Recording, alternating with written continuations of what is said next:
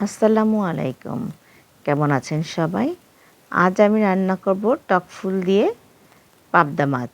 প্রথমে আমি কড়াইতে তেল দিয়ে তাতে পেঁয়াজ বাটা, রসুন বাটা দিয়ে দিয়েছি।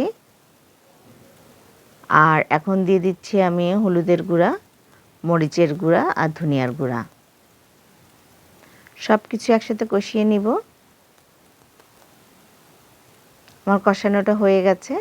এখন আমি দিয়ে দিচ্ছি ফুলের পাপড়িগুলো। আমি ফুলের পাপড়িগুলো মশলার সাথে ভালো করে মিশিয়ে নিব।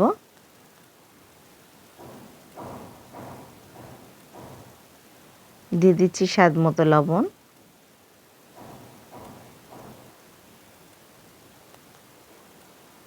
পাপড়িগুলো গলে আসছে, এখন আমি দিয়ে দিচ্ছি পানি।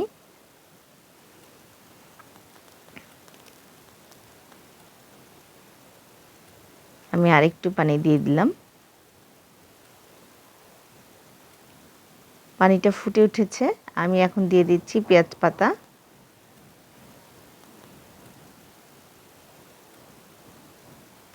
সরিষা বাটা,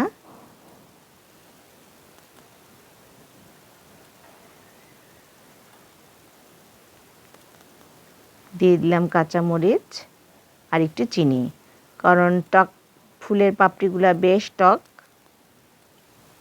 আর এখন দিয়ে দিচ্ছি ভেজে রাখা পাবদা মাছ।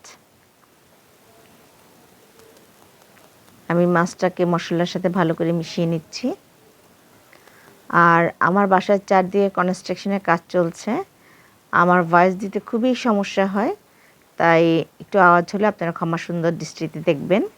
আমার মাছটা হয়ে গেছে, আমি উপর দিয়ে ধনিয়া পাতা ছিটিয়ে নিচ্ছি। এই মাছটা রান্না করে খেয়ে দেখবেন এভাবে, খুবই মজার।